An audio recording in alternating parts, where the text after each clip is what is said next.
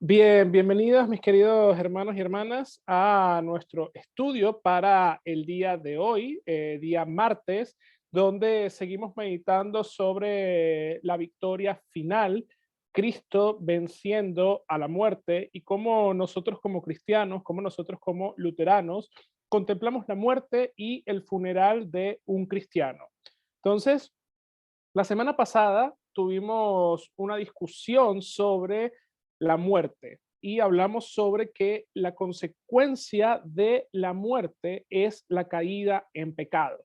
Dios mismo le dice a Adán en Génesis 3, porque del polvo eres y al polvo volverás. Y con esas palabras inicia el tiempo de Cuaresma, un tiempo de penitencia, un tiempo de arrepentimiento, pero también con esas palabras se muestra la fragilidad de cada uno de nosotros como seres humanos, que vamos a morir porque la paga del pecado es la muerte.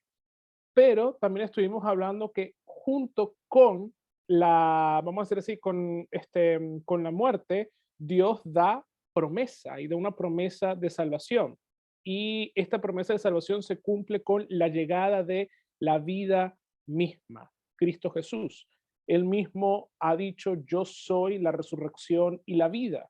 Jesús dice, yo soy el pan de vida. Él dice, yo soy el camino, la verdad y la vida. Jesús es la vida misma y la vida se encarna, se hace como uno de nosotros, muere, pero también resucita al tercer día, mostrando que la victoria es de él y no de la muerte. Jesús destruye el aguijón de la muerte de una vez y para siempre y ahora nos restituye y ahora nos pone de vuelta a la casa de nuestro Padre. Él nos transforma con su propia muerte y sepultura. Y es por eso que también cuando nosotros hablamos acerca de la muerte, tenemos que hacer siempre referencia a nuestro bautismo, a lo que Dios hace por cada uno de nosotros. Entonces, antes de empezar nuestro estudio, vamos a iniciar con una oración, que esta es la colecta para la sepultura que aparece en nuestro acompañamiento pastoral, pero un poquito modificada para el día de hoy. Entonces, oremos. Misericordiosísimo Padre y Señor de la vida, con quien viven los espíritus de quien fallecen en la fe, te damos gracias por las bendiciones en cuerpo y alma que nos has dado, cuyos restos pondremos en tierra para su descanso en el futuro. Sobre todas las cosas nos regocijamos de la clemente promesa que todos tus siervos, vivos y muertos, serán levantados de la muerte cuando venga nuestro Señor Jesucristo, que vive y reina contigo con el Espíritu Santo, siempre un solo Dios, por los siglos de los siglos. Amén. Bien, entonces este más o menos es el esquema que hemos estado viendo. La semana pasada hablamos sobre la muerte y hablamos sobre la vida, muerte, resurrección y la esperanza que tenemos en medio de la muerte y los dulces nombres que da la Sagrada Escritura a la muerte. Hoy vamos a estar viendo un poco sobre el entierro cristiano de muerte a vida y vamos a ver qué esperar en medio del luto, qué esperar en medio del duelo. La semana que viene vamos a estar contestando algunas preguntas comunes sobre la muerte y vamos a estar viendo también un poco lo que queremos que confiese nuestro funeral, confesando un funeral cristiano. Y de ahí yo les voy a dar la opción, ya después más adelante, no tiene que ser esa misma semana, sino más adelante en sus vidas, y tampoco tiene que ser ahorita, sino puede ser en el futuro, de planificar su funeral, de planificar su funeral con el pastor. Entonces, fíjense, vamos a hablar un poco acerca del entierro cristiano y del rito del entierro. Eh, Lutero va a decir que la sepultura y la resurrección de entre los muertos son el cumplimiento del bautismo de cada uno de nosotros. Este viaje, que es de vida a la vida más allá, comienza en el bautismo. Mientras hay fe, el hombre continúa en este camino hasta que lo complete a través de la muerte. Entonces, por ejemplo, John Ples, en este libro que se titula Martín Lutero, predicador de la cruz, él va a tener en su apéndice, eh, todo el libro es fantástico, pero este apéndice habla sobre el bautismo, un medio de consolación en la teología pastoral de Lutero. Él va a hablar y él va a decir que después de San Agustín, a Lutero se le debe considerar como el doctor del sacramento, en el cual con su lenguaje nos trae y consuela a cada uno de los creyentes. Y por ejemplo, John Ples va a decir esto. Lutero establece este enfoque en contraste con Cristo, quien reconcilia a los pecadores con el Padre antes de encararlos con la ira y la condenación. Es por eso que en su tratado de 1519, el santo y bendecido sacramento del bautismo, Lutero se va a quejar contra los papistas que ignoran el bautismo en favor de la satisfacción de hechura propia. Van al extremo, va a decir Lutero, de despreciar el bautismo, como si no tuviesen más necesidad de él, fuera del hecho de que han sido bautizados. No saben que el bautismo tiene vigencia durante toda la vida, aún hasta la muerte. Sí, como se ha dicho anteriormente, hasta el día del juicio final. Entonces, ¿qué quiere decir Lutero con esto? ¿Qué quiere decir Lutero con este viaje que nosotros hacemos que comienza en nuestro bautismo y culmina con nuestra muerte? Más allá, va a decir Lutero, de nuestra muerte hasta el juicio final. En el bautismo, Dios nos ha puesto a cada uno de nosotros el veredicto el veredicto en cuanto a la paga del pecado. Y Él nos ha dicho que nos ha encontrado inocentes por la muerte de Cristo Jesús. Cuando hemos sido sellados y se nos ha puesto la cruz en nuestra frente y en nuestro pecho, Dios nos ha sellado como sus hijos y Dios ha dicho, Él ha sido redimido por causa de lo que mi hijo ha hecho. Nosotros vivimos una vida bautismal, lo que significa que es una vida constante, es una vida diaria en la cual nosotros podemos recurrir a nuestro bautismo. El juicio de Dios ya fue dicho en la cruz del Calvario. La ira y la condenación cayó sobre su Hijo, sobre Jesús. Y ahora son nosotros, los creyentes, los que por la fe confiamos en Cristo Jesús y por la fe entramos a ser partes y miembros de la iglesia de Cristo, somos encontrados inocentes.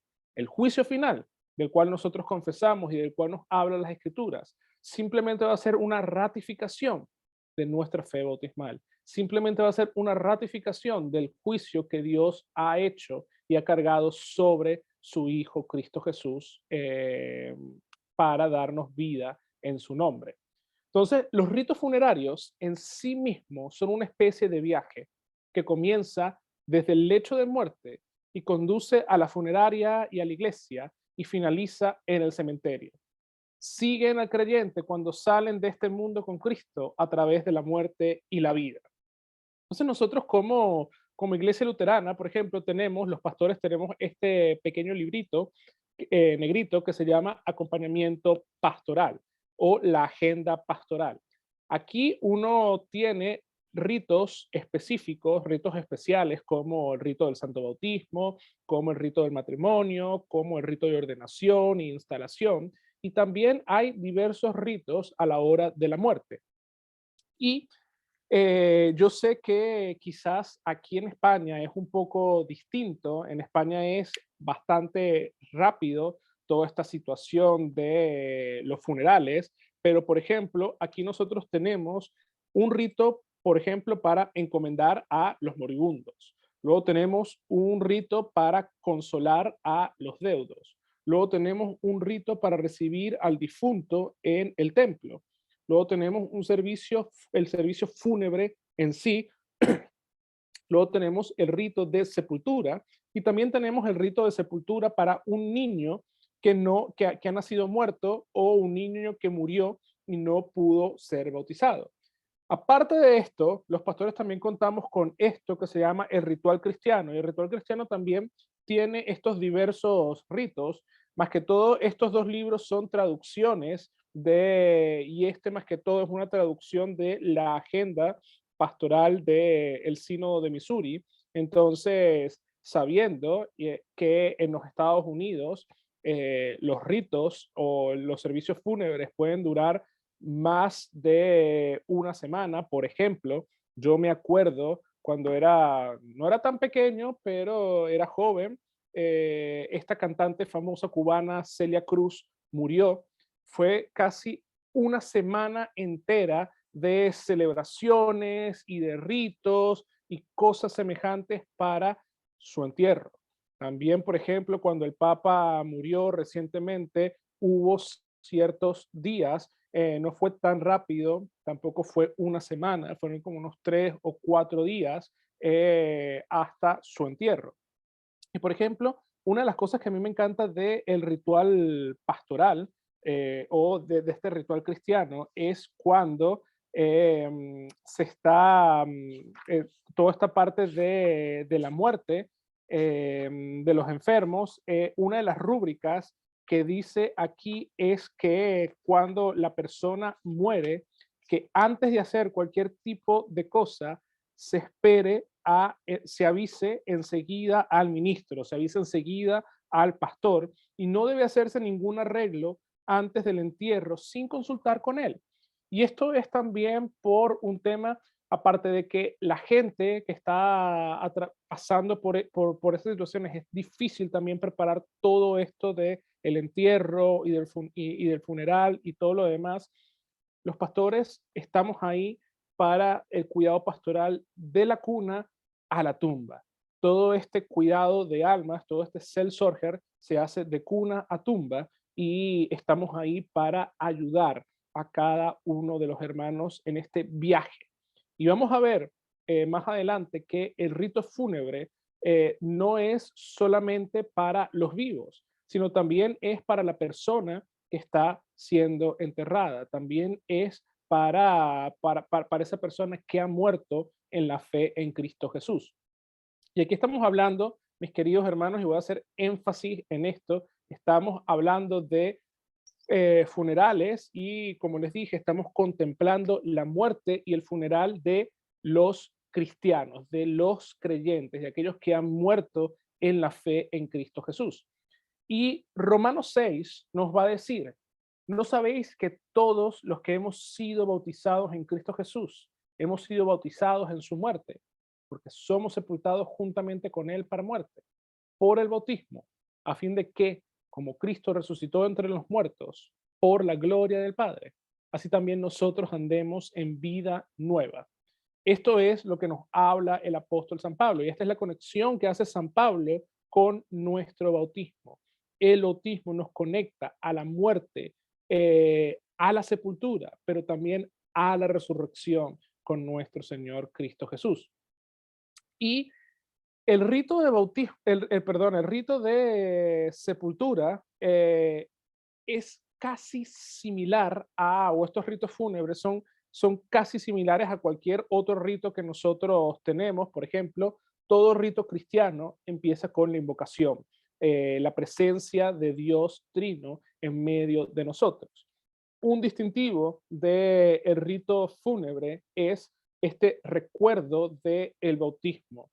Recordamos que hemos sido bautizados. Recordamos que Dios vino a cada uno de nosotros y nos ha dado perdón y salvación a cada uno de nosotros. Entonces, por ejemplo, una de las cosas que se dice aquí en el santo bautismo, fulanito se ha vestido con las ropas de justicia de Cristo Jesús y él lo ha cubierto y él ha cubierto todos sus pecados.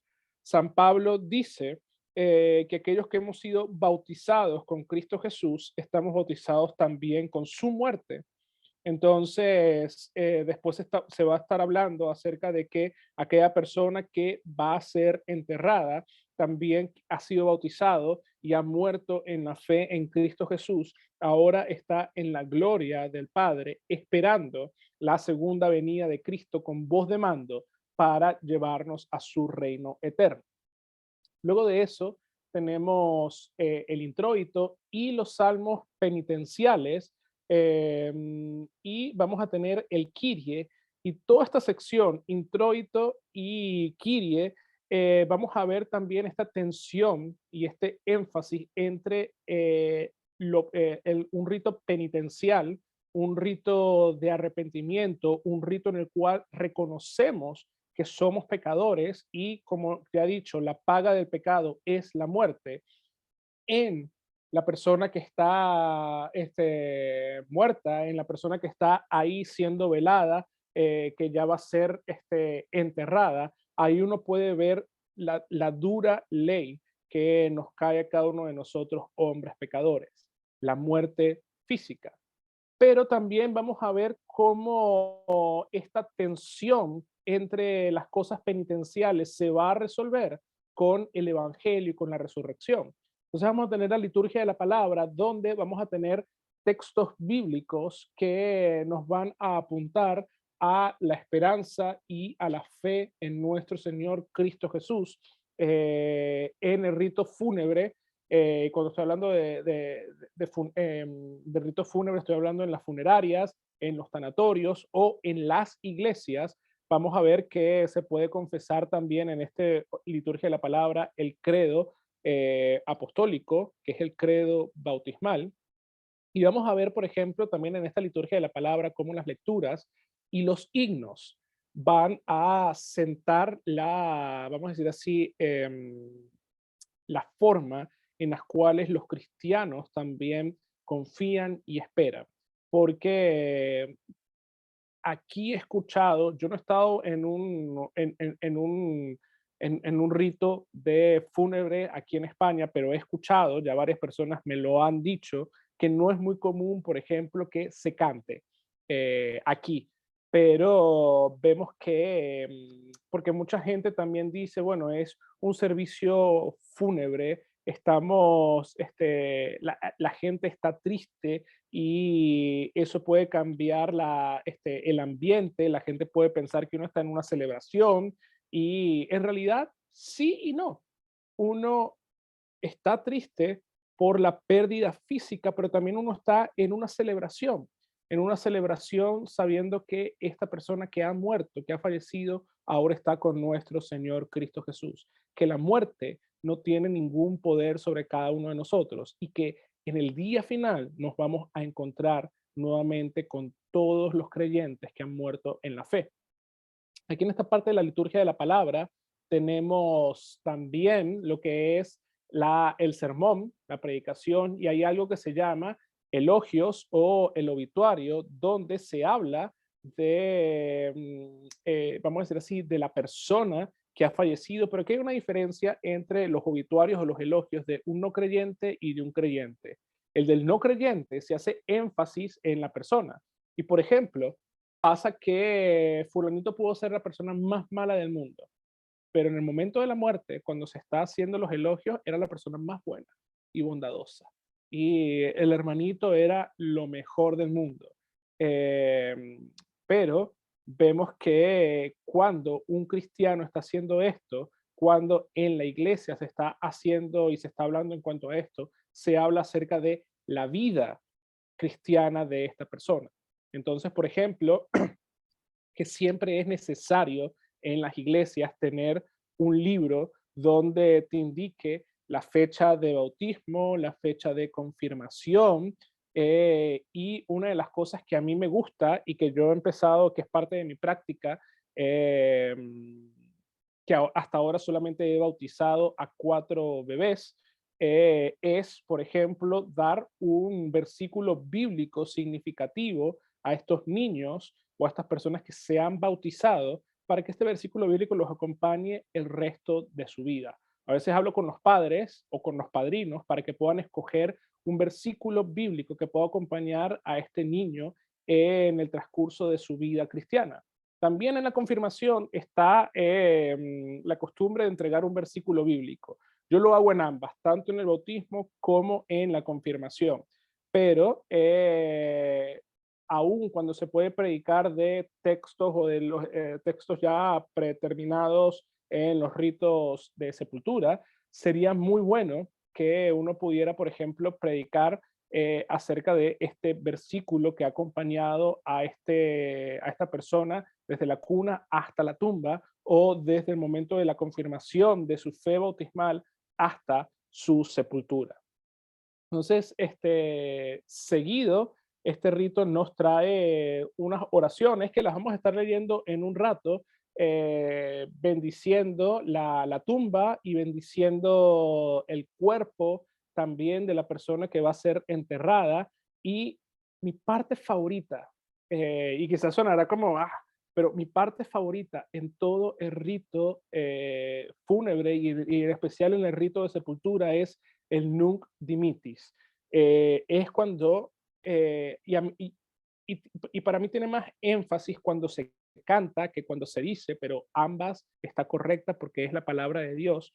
Pero en este punto crucial, cuando uno empieza a decir, ahora Señor, despides a tu siervo en paz conforme a tu palabra, el féretro empieza a bajar, empieza a descender a la tumba. Conforme a tu palabra, porque mis ojos han visto tu salvación, la cual has preparado en presencia de todos los pueblos. San Simeón literalmente estaba diciendo, y eso lo hablamos la semana pasada, estoy preparado para morir. Cuando uno se acerca a la liturgia de la Santa Cena, uno literalmente dice, Señor, ya mis ojos han visto tu salvación y estoy preparado para la muerte, estoy preparado ya para estar contigo en el cielo eterno. Entonces, esta parte da consuelo a cada uno de nosotros, sabiendo de que esa persona ya sus ojos han visto la salvación y ahora sus ojos también se están abriendo en el cielo eterno y están viendo a Cristo Jesús cara a cara, esperando la resurrección de entre los muertos. Y lo último, como cualquier rito cristiano, si empieza con una invocación, termina con la bendición final, en especial la bendición arónica. El Señor te bendiga y te guarde. Haga el Señor resplandecer su rostro sobre ti y tenga misericordia de ti. Vuelve el Señor su rostro así y te conceda la paz. Ya Dios ha concedido la paz a esa persona que ha muerto en la fe. Y pedimos también que Dios nos conceda la paz a cada uno de nosotros, que lloramos, que sufrimos, que lamentamos por la muerte. Entonces, este rito trae consuelo a cada uno de nosotros, a cada uno de los dolientes, porque vemos cómo Cristo nos acompaña en medio de nuestras tristezas. Los servicios fúnebres son un servicio público de la iglesia. Es una confesión pública acerca de la muerte, de la sepultura, de la resurrección, de la vida que tenemos en Cristo Jesús. Y el tema bautismal siempre va a resaltar en el rito de sepultura, en el rito fúnebre y en el rito de sepultura. Por ejemplo, aquí en pantalla tienen un poco acerca de las rúbricas del rito de sepultura que aparece aquí en el acompañamiento pastoral. Y fíjense, el rito de sepultura está diseñado para usarse en lugares previamente establecidos para el entierro, o sea, cementerios y todo esto. Cuando este sucede en un cementerio público, se usa la colecta designada para bendecir la tumba. Hay iglesias que, y más que todo en los Estados Unidos o en algunas partes de Europa, que tienen la oportunidad de tener al lado de ellas cementerios. Entonces ya esa tierra ha sido consagrada, aun cuando, por ejemplo, los cementerios públicos también han sido consagrados para eso y a los cementerios se le considera también tierra santa, nosotros bendecimos la tumba. El rito de sepultura también es apropiado para disponer un cuerpo en alta mar, cuando se lanza, se arroja el cuerpo al agua.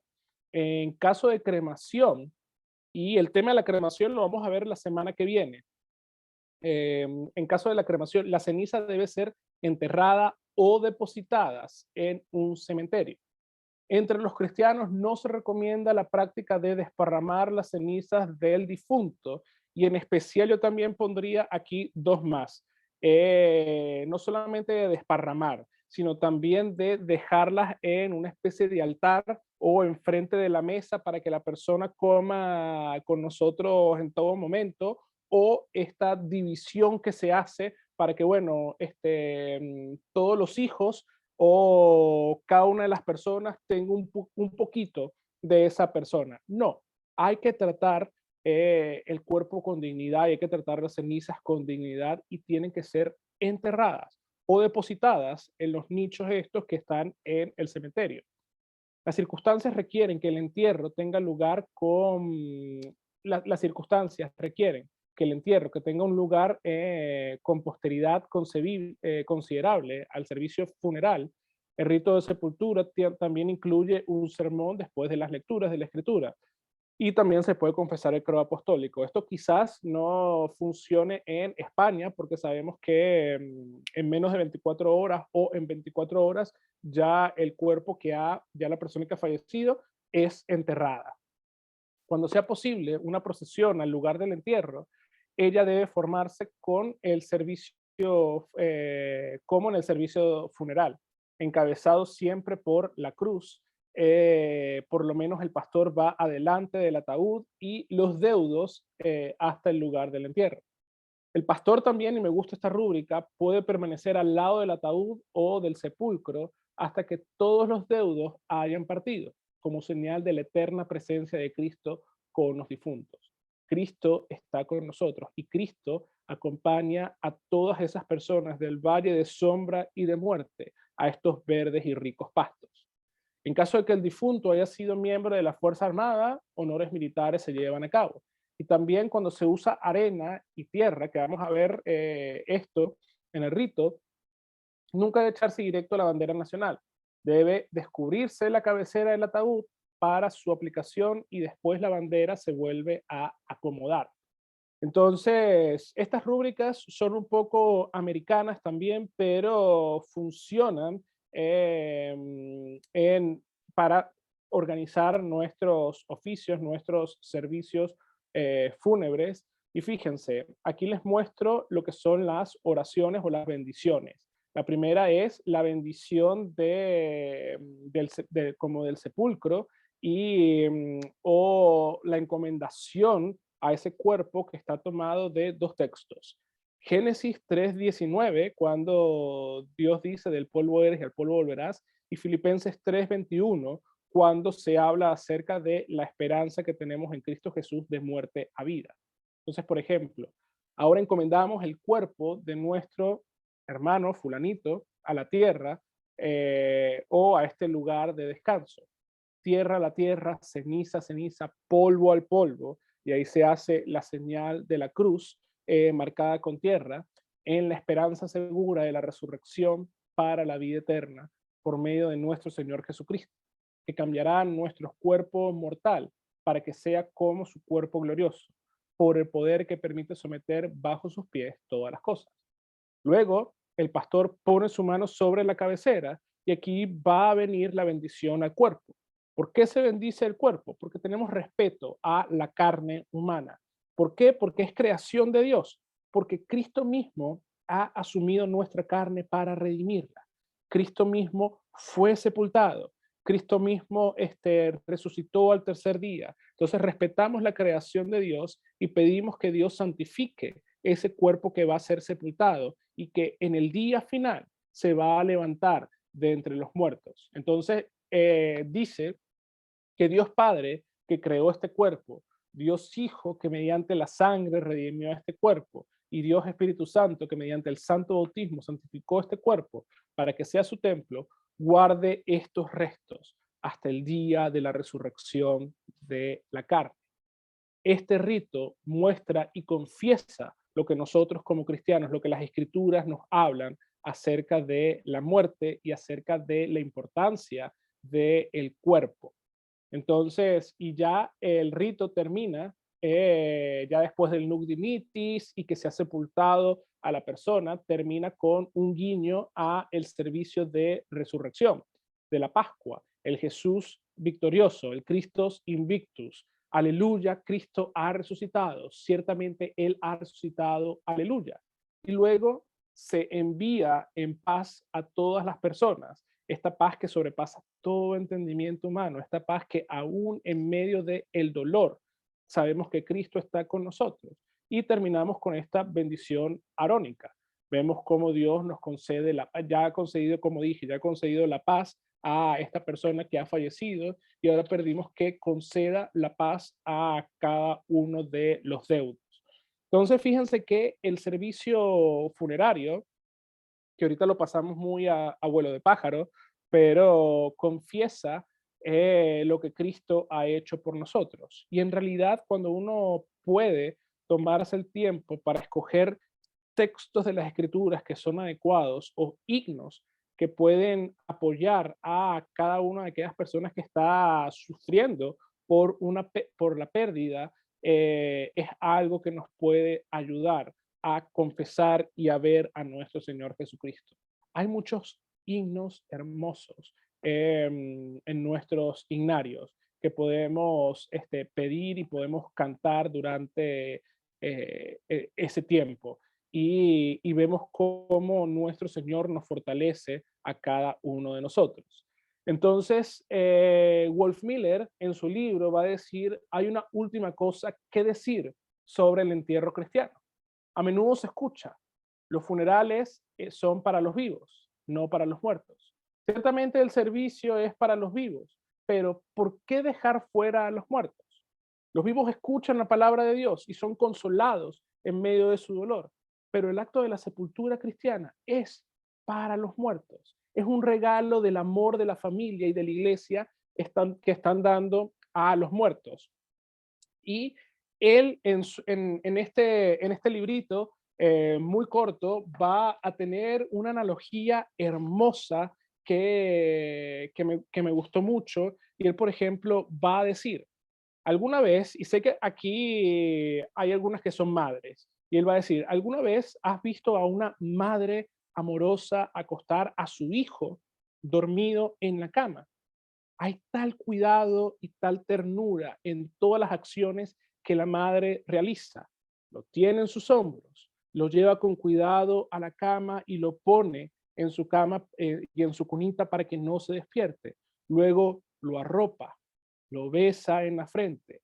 Y el niño no sabe nada de lo que está pasando porque el niño está dormido. Incluso me atrevo a decir que hay madres que siguen viendo, por ejemplo, cómo el pecho del niño se está inflando para decir, bueno, mi hijo está con vida, mi hijo está bien. Wolf Miller va a decir, así como una madre se preocupa por su hijo que está dormido, el funeral cristiano es un evento similar. Cómo, cómo ese amoroso cuidado se tiene para con el cuerpo.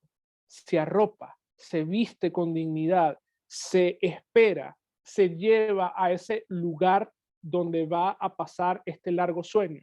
Y esta persona no sabe nada, como el niño no sabe nada de lo que está pasando, esta persona no sabe lo que está pasando, está descansando hasta la resurrección de entre los muertos. Confesamos la resurrección del cuerpo y por lo tanto es importante cuidar el cuidado que las familias de la iglesia dan a los cuerpos de aquellas personas que han muerto. Fíjate, por ejemplo, cómo las mujeres, cuando el descendimiento, cuando Jesús desciende de la cruz, su cuerpo fallecido, su espíritu fue encomendado al Señor, él exhaló su último aliento y murió por causa de nosotros. ¿Qué es lo que hacen las mujeres? Las mujeres limpian el cuerpo de su maestro, lo ungen, lo envuelven y es llevado ese cuerpo a la sepultura, a ese sepulcro que jamás fue usado por nadie. Nuestro Señor Jesucristo va a descansar ahí. ¿Qué es lo que hacen las mujeres el día de la Pascua, el día de la resurrección, el día domingo? Ellas no sabían, no tenían noción, no se esperaban que Cristo iba a resucitar, pero las mujeres van con aceites y con perfumes para ungir, para seguir ungiendo y para seguir cuidando el cuerpo de su maestro y se preguntan, ¿cómo haremos para quitar esa piedra gigantesca que está ahí? Y se asombran cuando la piedra no está. Fíjense el cuidado que los cristianos tenemos al cuerpo, porque es creación de Dios. La preocupación que mostramos por los cuerpos de nuestros seres queridos es una confesión de la resurrección. Dios no ha terminado con este cuerpo. El funeral es tanto para los vivos como para los muertos. Cuidamos el cuerpo de nuestro familiar y de nuestro amigo muerto, mientras que al mismo tiempo nuestro Padre Celestial nos cuida con el consuelo y la paz de la muerte de Jesús. Por eso es que el apóstol San Pablo va a decir, pero no queremos, hermanos, que ignoréis acerca de los que duermen, para que no os entristezcáis como los demás que no tienen esperanza. Los cristianos sufrimos, los cristianos nos entristecemos, pero los cristianos tenemos esperanza. Entonces, por ejemplo, a mí me molesta un poco cuando la gente dice, es que tú como cristiano no deberías de llorar, tú como cristiano no deberías de sufrir por la pérdida de una persona. Y yo me acuerdo que cuando mi abuela falleció, a mí me pegó bastante. Y yo me acuerdo que yo me estaba preparando para ir a una de mis clases. Yo estaba en el seminario en Argentina y estaba preparando para irme a una de mis clases que empezaban temprano y veo el mensaje de mi familia diciéndome que mi abuela había fallecido y eso me llenó de tristeza. Eso cambió mi día por completo. Y yo no pude ir a ninguna de las clases, estaba triste, estaba desconsolado y todos los pastores y mis amigos vinieron a consolarme con el consuelo que viene de la palabra de Dios. Cuando, por ejemplo, Jesús se entristeció y Jesús lloró cuando su amigo Lázaro murió. Entonces, es normal que uno pueda llorar y uno pueda sentirse triste por la pérdida de algún familiar. Pero también, mis queridos hermanos, el Evangelio nos enseña que también podemos regocijarnos porque Cristo ha vencido a la muerte, porque la muerte ya no tiene ningún poder sobre nosotros, porque el sepulcro ya no tiene ningún tipo de victoria, el sepulcro ha perdido y Cristo ha resucitado de entre los muertos. Entonces, como cristianos, esperamos en las promesas de nuestro Señor. Sufrimos, lamentamos, pero sin esperanza. Lloramos y reímos, lloramos y sonreímos. Estamos tristes y confiamos en el Señor, porque fíjense lo que nos dice el salmista en el Salmo 23. Aunque pase por el valle de sombra y de muerte, no temeré mal alguno, porque tú estás conmigo. Tu bar y tu callado me infunden aliento. Preparas mesas delante de mis angustiadores. Dios nos consuela a cada uno de nosotros. Dios en medio de nuestras aflicciones está con cada uno de nosotros. Jesús es aquel que caminó esto primero por nosotros y camina junto con nosotros para cuidarnos. No hay lugar, mis queridos hermanos, para el temor con el Señor a nuestro lado.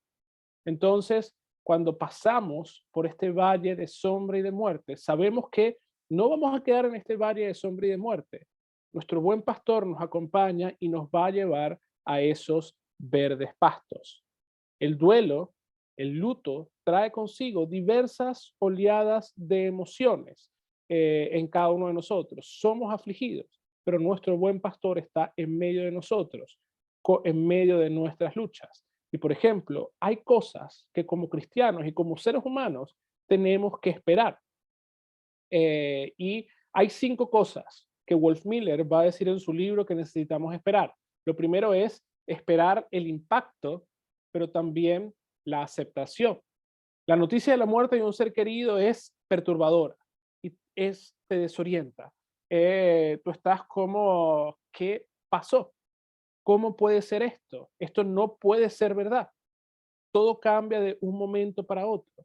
Hace 5 minutos esta persona estaba con vida, estaba aquí y ahora ya no está. Y a veces se hace demasiado difícil aceptar esto. Necesitamos tiempo para procesar todo esto. Esto no es algo de la noche a la mañana, no, necesitamos tiempo para procesar. Pero el funeral nos ayuda a cada uno de nosotros a ver cómo nuestro Señor nos está acompañando, cómo nuestro Señor acompañó a esa persona que ha fallecido a lo largo de su vida cristiana y cómo Él ahorita, en medio de nuestros sufrimientos, también nos acompaña a cada uno de nosotros. Como cristianos, no minimizamos las emociones que cada uno de nosotros tenemos, sino que más bien las vemos como algo que nos ayuda a cada uno de nosotros a superar todas estas aflicciones que estamos viviendo.